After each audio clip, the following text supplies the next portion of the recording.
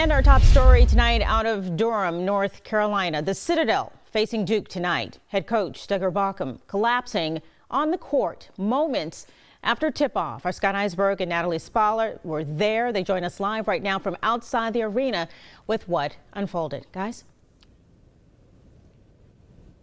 Good evening, Amy. 63 seconds into the game. That was it. Duggar Baucom, literally moments after we had talked to him, collapsing on the court. A scary moment in front of almost 10,000 people here at Cameron Indoor Stadium. Let's take a look at the video of what happened tonight. It started off like a normal game. Hayden Brown hitting a basket here for the Citadel. Everyone thought that was the story until an audible gasp and everyone turning towards the Citadel bench.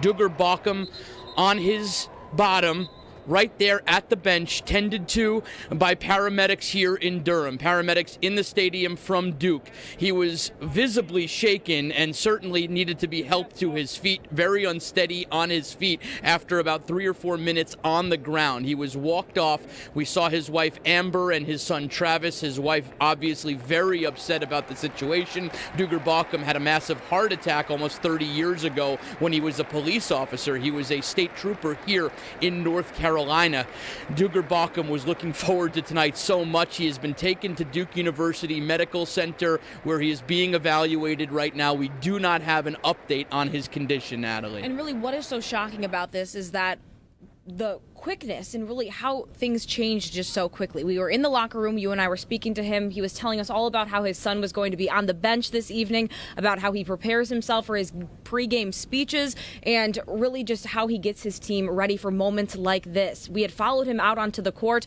He was mic'd up with our mic when he met his icon, this legend of a coach, Mike Krzyzewski, and this is what he said moments after.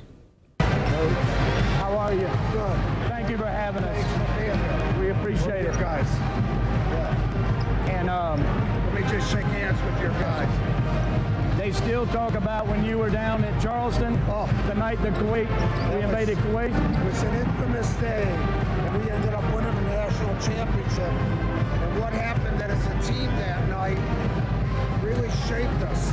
It was unbelievable. Wow, they still talk about it. So thank you. And thanks for all you've done for college basketball. Thank you.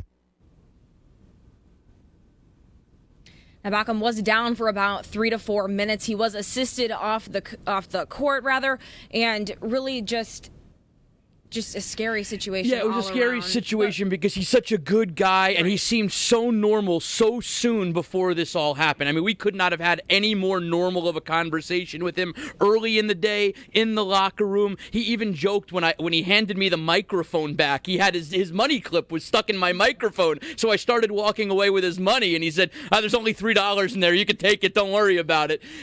Just normal Duggar Baucom, and then this happened 63 seconds later, but they did have to go and play a game after that, and they are still playing that game. Let's take a look at a couple highlights of the game right now. We'll head back in there. Jack Castleberry took over as an interim head coach for the Bulldogs tonight as Baucom was in the hospital, and this one only has about 1:15 left in it. It starts out pretty well for the Citadel. Rudy Fitzgibbons hits 3 3-pointers in the first half for the Citadel. He looked good, and then their senior captain, or I guess you should say redshirt junior, fifth-year senior, whatever you want to call Hayden Brown, but he knocks down a 3 from the other side. But Wendell Moore with the easy lay-in for Duke, and they have a lot more of those. Right now it's 104-78, Duke in the lead with under a minute left to play in the game. But I can tell you this, it just happened. The Citadel with 16 threes against the Duke Blue Devils, and there's 17 right there. That is the most against the Duke team here at Cameron Indoor Stadium, so a nice stat for the Citadel. They certainly are playing for their head coach,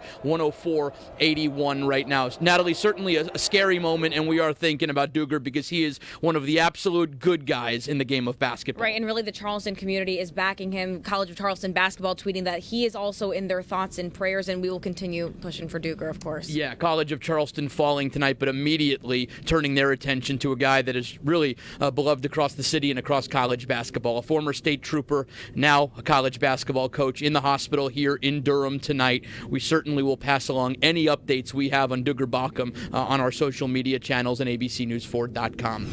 New at 7, the first person has been arrested for violating the City of Charleston's First Amendment demonstration ordinance. Justin Hunt was arrested on Sunday after a protest against the Kyle Rittenhouse verdict. I talked to Charleston police about why Hunt was arrested and a lawyer who says the reason for Hunt's arrest was unconstitutional. I think I get tired of black people being oppressed. I think I get tired of cops telling me that they have to force their First Amendment right on me. I think a lot of stuff, but I don't infringe my force on anyone. Mr. Hunt, you still have the complete right to protest I don't need to be. Broad Street. Why can't I go for it? Because the sidewalks get narrower, the crowds get larger. You just lied. Heated discussion on King Street over the weekend. Justin Hunt led a group of about 25 people down King after being told repeatedly to use Meeting Street.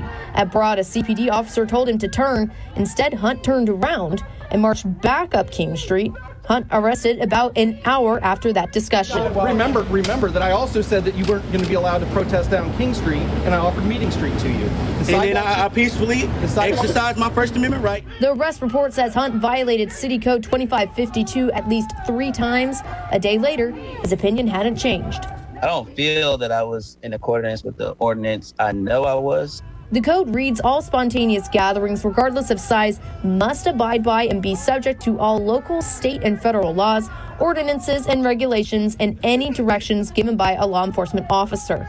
This means law enforcement can direct participants to remain in a certain area and or separate opposing groups. The question now, what orders are lawful? I spoke with the founder of South Carolina for Criminal Justice Reform. She says being subject to all directions given by a law enforcement officer is overly broad. I argue that their orders are not lawful. They are not constitutional.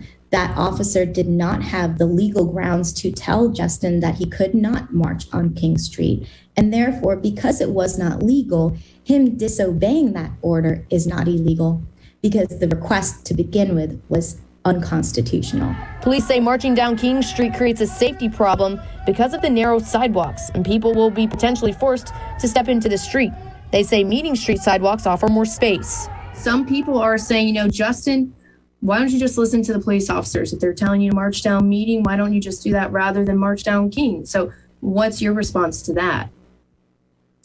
I'll keep it broad. My response to that is why haven't Officer Reynolds never met with me despite certified letters? Hunt is calling for City Council to take a second look at the ordinance. So I need open conversation for the city as a whole. And wants to have a meeting with CPD Chief Luther Reynolds. Amy, CCSD is looking to hire male teachers of color. It's a demographic they say is lacking in their classrooms, and they want to provide opportunities to help promote more diversity in their staff to better serve their students. 45% of CCSD students are students of color. 15% of teachers in the district are people of color, but only 4% of those teachers are black men. CCSD hopes to create role models for younger students by hiring staff that more represents the students. The impact it has on students of color is tremendous. It is shown to have increased graduation rate, as well as being able to relate to the cultural aspects and bringing a more positive experience. The district is looking to hire 20 male teachers of color per year. The focus first is on elementary schools, including North Charleston Elementary. How powerful it would be for a elementary school for young students that are predominantly African American or students of color to see 5 to 10 male teachers of color in their building. CCSD is partnering with the University of South Carolina and Carolina CAPS, a program that takes someone with a bachelor's degree in a non-teaching field and trains and mentors them into a teacher with certification. Personalized professional learning through micro-credentials, which are a way for them to show competency in discrete skills in content area and teaching pedagogy. It's a 3-year program of coaching, coursework, and teaching alongside a CCSD teacher in the classroom. The district will pay the fee for the program, and the men will be paid for their work. The university says it's their job to help build educators across the state from within their own communities. For teachers to take on leadership roles, for districts to identify personnel. You'll notice that the recruiting is taking place inside Charleston County. Right now, the district has 7 men of color ready to start in January, and they hope to hire more. We all want every student across the state to have access to high quality educators so they have opportunities in their lives.